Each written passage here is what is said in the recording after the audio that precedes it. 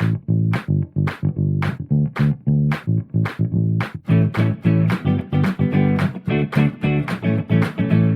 Regrets. Cafe Conversations with Madeline Smith in conversation with Bill Lawrance. Episode 3.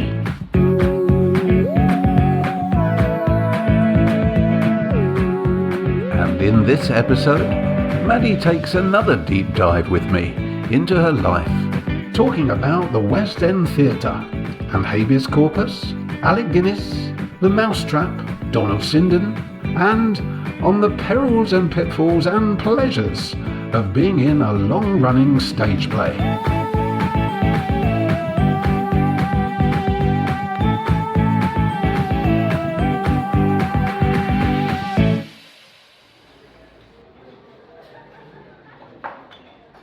Hello Maddie, and it's lovely to join you once again here in the cafe for another chat. Now I'd like to ask you, what was it like that first time you went into a long run on the West End stage? Oh, I'd love to. Can I say how much I adore the theatre and how I was completely spoilt? So I'll give you the intro, how it all began. It all began while I was doing a play called The Vampire Lovers, which was a Hammer film.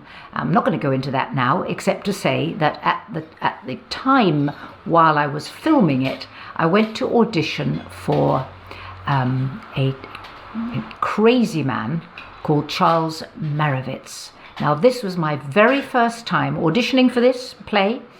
Was my very first time on a West End stage. And although this wasn't going to be a West End play, it was like a kind of intro. This was for a play that was destined for the West End, never quite made it. Never really understood why not, but it didn't. And this was a play called Blue Comedy, a double bill, and to be directed by this crazy, wonderful man called Charles Maravitz, for whom I was to work again a few years later. Charles ran a theatre in London called The Open Space, but he did also palm himself out, as a freelancer to direct other plays. And I believe he's even still alive, bless him. Must be in his hundreds, I think, by now. Anyway, Charles was a very scary figure. But before I ever met Charles, I went, as I say, while I was filming Vampire Lovers, I went for an audition to the Wyndham's Theatre. And the Wyndham's Theatre and the New Theatre and various others were under the aegis or umbrella of a fantastic theatre impresario called Donald Albury. And I have a few stories about him. He was a good guy. I have a few stories about him, which I won't divulge now. Okay, so there I am, and I said to Anne Rawsthorne, who was the casting director, "This is terrible. I'm going to be absolutely dreadful. Except for school and Questors Theatre Amateur, I've never done any theatre at all. I think I want to go home." And she said, "Madeline, don't be ridiculous. Come on, you'll be absolutely fine." So on I went, and I auditioned for this double bill, Blue Comedy, written by Paul Abelman. And guess what? I got the part. And at the same time as I got that part, I also got a part in Peer Gynt at Chichester for the fantastic Peter Coe. So, oh my goodness me, aged just 20, here I am having to decide between these two hunking fantastic plays, Blue Comedy, which was to be done at the Yvonne Theatre, Guildford, and Peer Gynt for the Chichester Festival Theatre. What was I going to do? Well, I picked the better part. I picked Blue Comedy. I had the most amazing time, may I say. Maravitz was a crazy guy, crazy man, and I won't lean on this one now too heavily, except to say that during rehearsals, Paul Eddington turned to me, Paul Eddington was the leading man, turned to me and he said, "These rehearsals are exactly like drama school. I'm not having any of it." And also Charles wanted me to throw my bra into the flies at the end of the play, because it was about an orgy in 1917. And Paul said, "You are not going to jump up and down on the puff, and you are not going to throw your bra into the flies."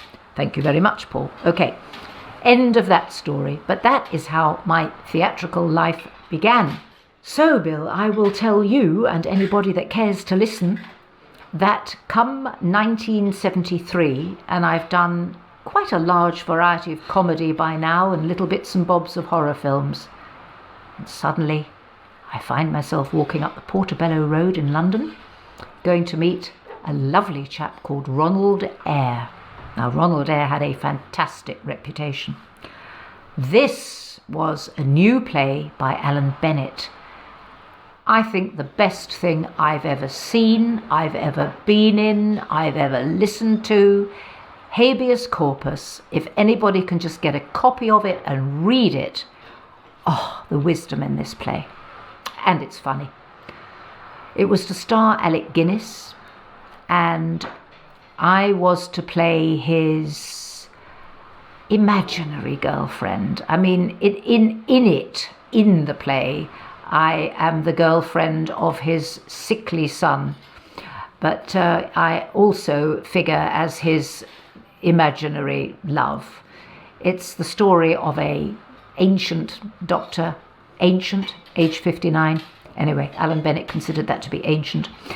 This ancient doctor nearing retirement, having so many regrets, and he keeps imagining me and meeting me in my pink dress on bridges, by the sea, or in the open air, anywhere, not doing anything with me, but just imagining me. And that was fantastic. And I want to talk about the fact that I wasn't bored even for an instant. It lasted a year. I wanted to stay on, and the lovely actress with whom I shared a dressing room said, Madeline, you really cannot. A year is enough. You've got the rest of your career to think about. And I thought, do I really want to think about the rest of my career? I'm so happy in this. But anyway, I didn't continue for the ensuing 6 months, to my enormous regret. I came out. Robert Hardy took over from Alec Guinness, and I'm sure he was fantastic. But golly, I regretted it. Alec Guinness was the master. Masterful, brilliant, nobody like him. He played this part from the heart, actually. And watching him every night, as I did, I never tired of watching that man.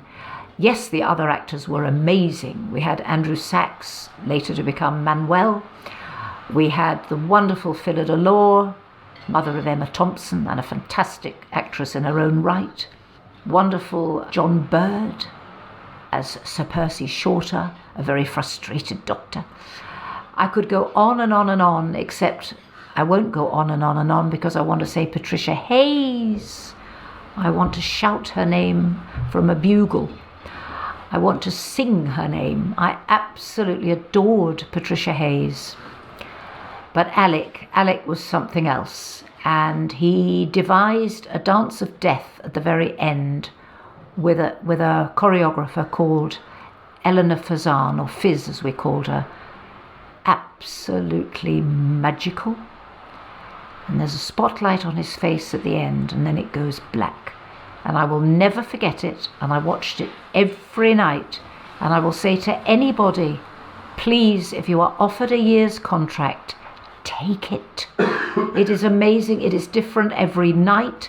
The audience is never the same. He was a naughty boy, and he looked out at the audience after we'd been on for a month.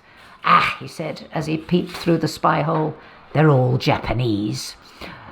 And then he said to his stage wife, Margaret Courtney, oh, let's start bringing it in quicker. Let's speed it up. But he didn't really mean it.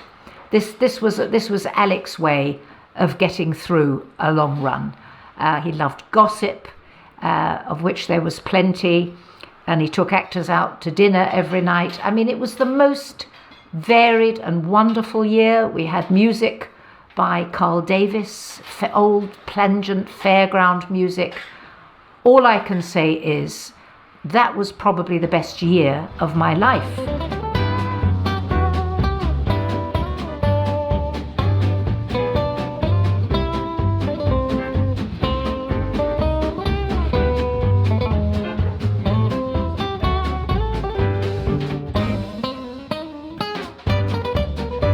I was quite intrigued by what you were saying, Maddie, about working for a year and you never got bored every day. Were there anyone in the cast who just, was sort of dragging their heels, didn't want to be there? Or was it just very lucky? You seem to go through some remarkable people involved in that show. Were you just lucky that when a show like that goes well, everyone is on board, everyone wants it to continue? And I guess if a show goes badly, it's the opposite. Everyone wants to pull away. Well, Alec was very worried, and I now know that seems to be a common theme with Sir Alec Guinness. I didn't know it at the time. He wanted to pull out when we were on tour in Oxford. He was frightened. He didn't quite know whether this was a comedy, whether it was serious, whether we were sending things up or what it was. He was worried by the audiences. This is a university town, and I don't think they were quite ready for it. And Alec was definitely ready to throw in the towel. And I've just learned from reading an article about Sir Alec, Tinker Tailor, John le Carré, that apparently he wanted to pull out of that. And he wanted to put Arthur Lowe in instead, which would have been fantastic. I mean, Arthur, absolutely brilliant. You've heard me sing his praises.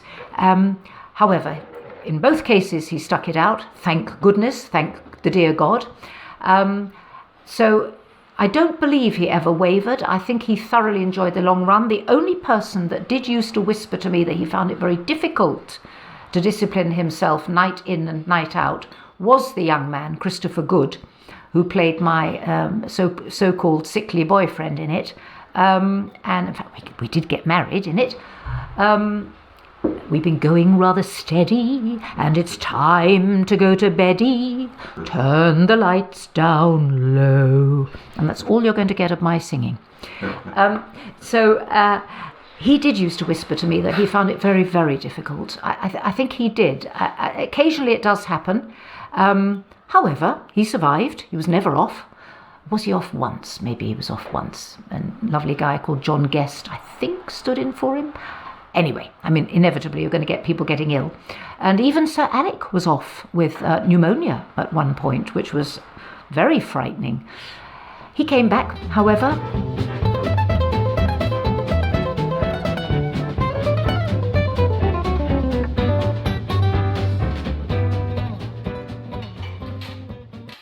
You were going to tell us about another show you did, Maddie. Tell us about the Two more. Right.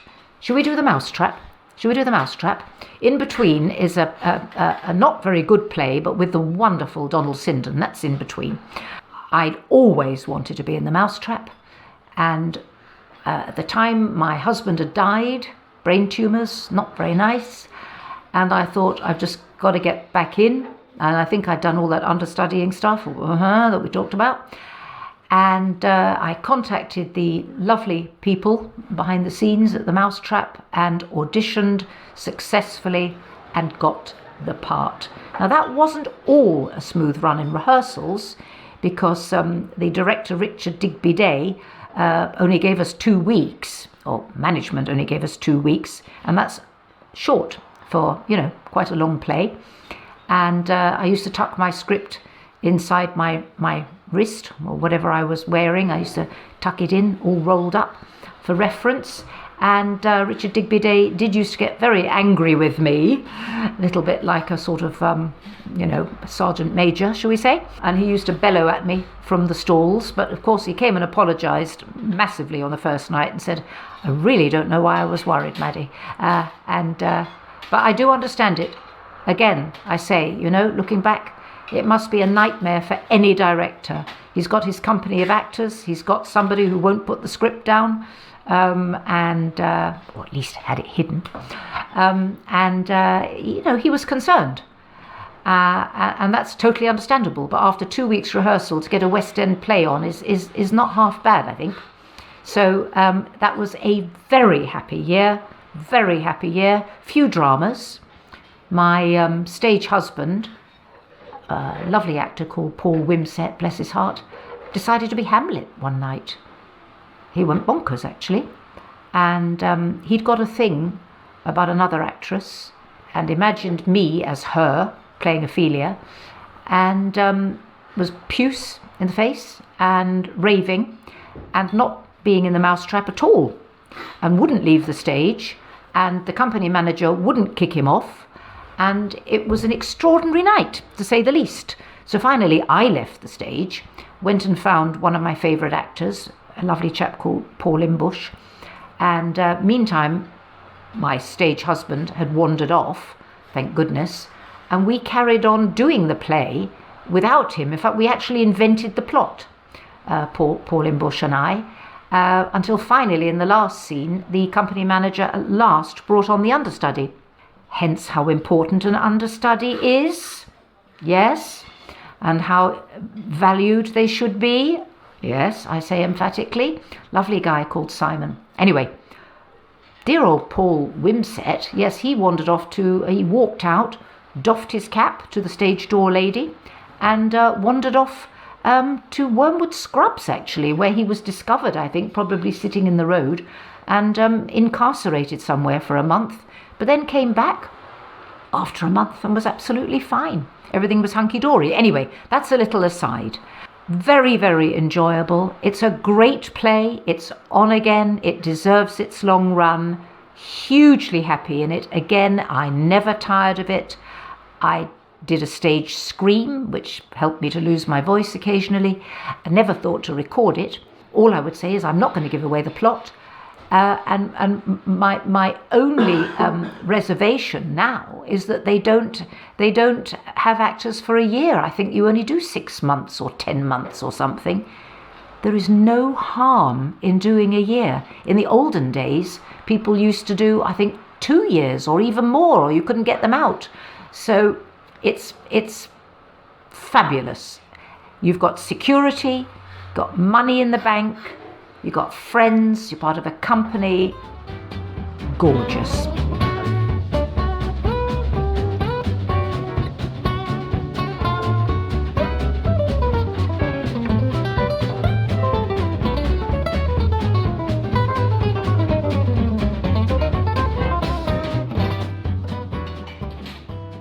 But you said you only were given 2 weeks to rehearse them? Yes. It really seems a bit of a gamble by Yes. the management. Yes. You've got professional actors, but why be so severe and only allow it? Is that a financial thing? Probably. I don't know. I think at that time, Peter Saunders just had to give up, a white carnation or something as rent. It was all very strange. It's very, very different now, I'm sure. To be absolutely brutal about this, there were not many bodies on seats. I used to look out and think, oh gosh, I can actually count the audience. There's only a few. They were not full houses. It was being kept going for sheer love and reputation at the time. Now they've given it a whole surge of publicity, and I think it's really up and running again, and it needed it. They never, I think it was a bit like Marks and Spencer, never used to advertise. They never advertised themselves. There were no posters or anything on sides of buses or anything. No telly appearances. Each November you had a new cast, and that was it. You can't really do that, certainly not nowadays anyway. So we had only the 2 weeks. It's absolutely true. It's not a word of a lie. And I spent most of the time, panicking, to be honest. Yeah, I think it was financial. And of course in rep, actors have only a week. They're usually performing one play and learning the other one in a week. So it's not that unusual. And it's very interesting that you carried a copy of the script rolled up up your... I've still got it.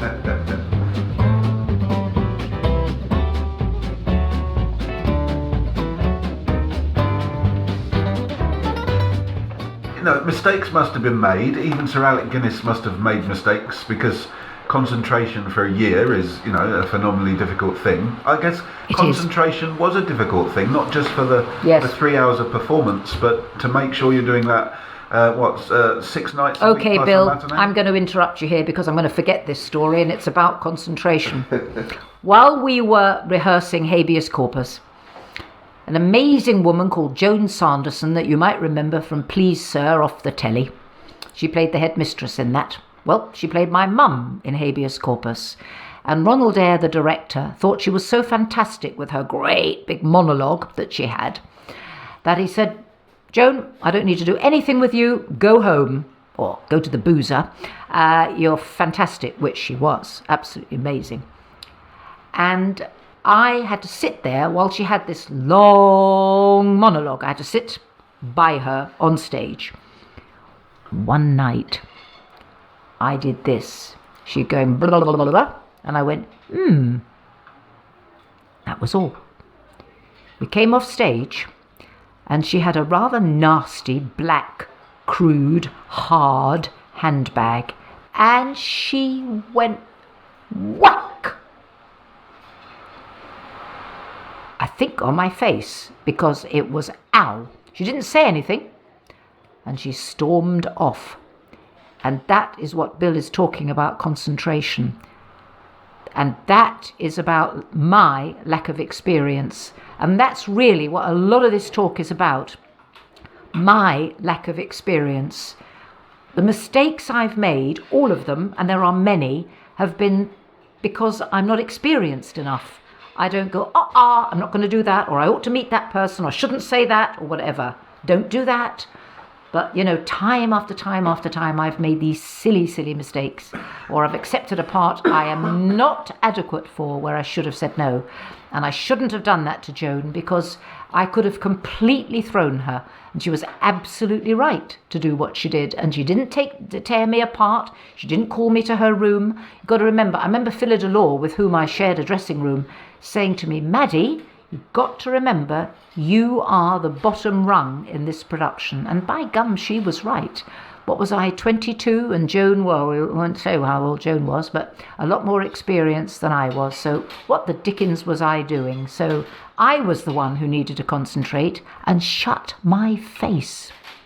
Well, Joan Saunderson was also the deaf lady in an episode of Fawlty Towers. Oh, she was. Oh, you've seen her loads of times. Yes.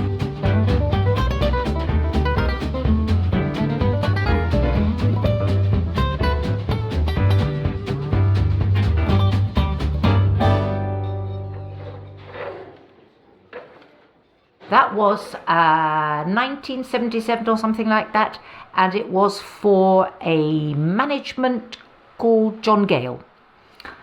And one of the actors that was in it with me, the lovely Donald Sinden, I can't fault him, there's nothing to say except super duper, tried to make something of a dreadful play. But the 30-stone Willoughby Goddard, or Willow as we called him, was in it.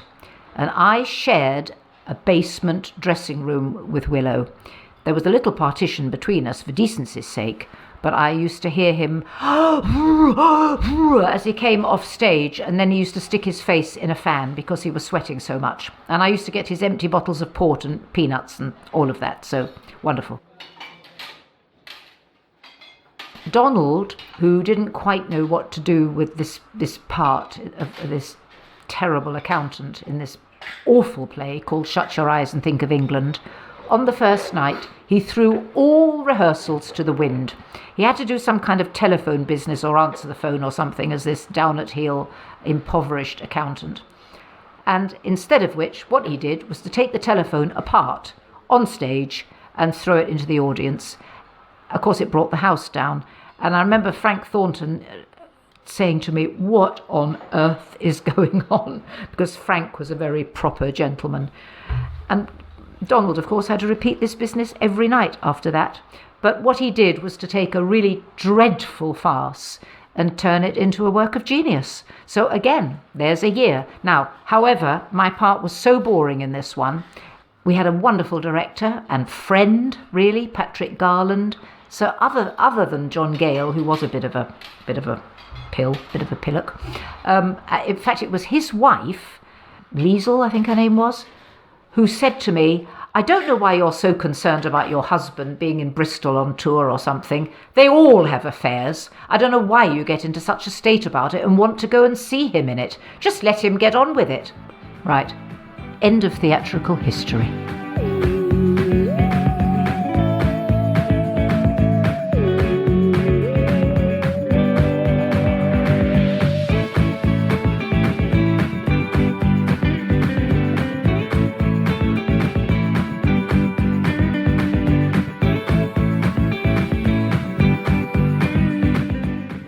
episode 2 of No Regrets with Madeline Smith.